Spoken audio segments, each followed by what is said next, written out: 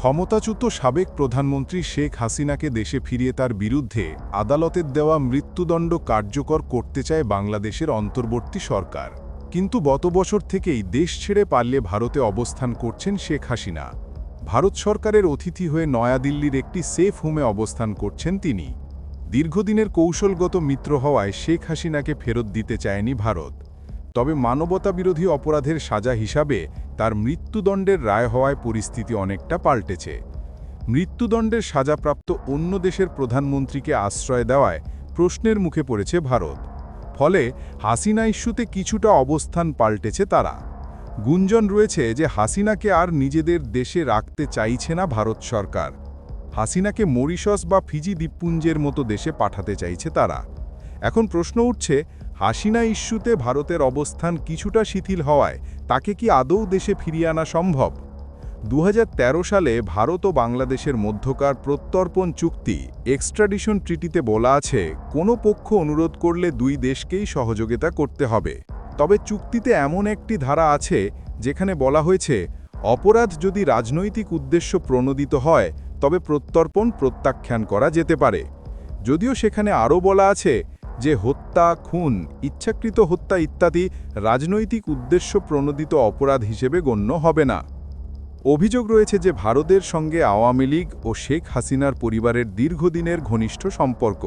শেখ হাসিনা ও আওয়ামী লীগের সঙ্গে ভারতের সম্পর্ক যেমন গুরুত্বপূর্ণ, তেমনই গুরুত্বপূর্ণ হল হাসিনার শাসনামলে দুই দেশের মধ্যে গড়ে ওঠা দৃঢ় রাজনৈতিক, কূটনৈতিক, অর্থনৈতিক ও নিরাপত্তা সম্পর্ক। বাংলাদেশে অবস্থানকারী ইসলামপন্থী সংগঠন ও ভারতবিরোধী জঙ্গি গোষ্ঠীর বিরুদ্ধে তার কঠোর অবস্থান দিল্লিতে প্রশংসিত হয়েছিল। আর এই কারণেই তাকে কখনো ফিরিয়ে দেবে না ভারত। বিশেষজ্ঞরা বলছেন, কোনোভাবেই শেখ হাসিনাকে ফিরিয়ে আনা সম্ভব নয়। মৃত্যুদণ্ডপ্রাপ্ত কোনো ব্যক্তিকে অনেক দেশই ফেরত দেয় না। আর ট্রাইব্যুনালের এই বিচারকে ভারত ভালোভাবে নেয়নি, সেটা তাদের কথাতেই স্পষ্ট। আইসিসির মাধ্যমে ফেরানোর উদ্যোগ। আন্তর্জাতিক অপরাধ ট্রাইব্যুনালের মাধ্যমে শেখ হাসিনাকে ফেরানোর উদ্যোগ নেয়ার ইচ্ছা প্রকাশ করেছেন আইন উপদেষ্টা আসিফ নজরুল।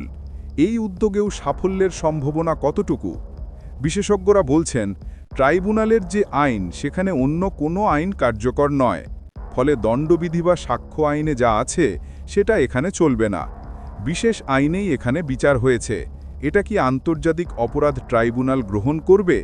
আর ওদের আদালতে বিচার না হলে ওরা সেটা আমলে নেয় না। ফলে এভাবে ফিরিয়ে আনার সুযোগ নেই। এদিকে ইতোমধ্যে আইসিসির কাছে নালিশ নিয়ে গেছে আওয়ামী লীগ। ডাউটি স্ট্রিট চেম্বারের মাধ্যমে দলটির পক্ষ থেকে অন্তত 400 নেতাকর্মীর হত্যার তদন্ত ও বিচারের আবেদন জানানো হয়েছে। সেখানে মানবতা বিরোধী অপরাধের অভিযোগ তোলা হয়েছে ডক্টর ইউনুস সহ মোট 61 জনের বিরুদ্ধে। এমনিতেই আইসিসি মৃত্যুদণ্ডই সমর্থন করে না। মৃত্যুদণ্ড দেওয়া ব্যক্তিকে তাই তাদের মাধ্যমে কোনো দেশে ফেরত পাঠানোর কোনো সুযোগ নেই। আবার ভারত রোম সংবিধি স্বাক্ষর করেনি। ফলে শেখ হাসিনাকে এভাবেও ফেরত পাওয়া কঠিন বলে মনে করছেন বিশেষজ্ঞরা।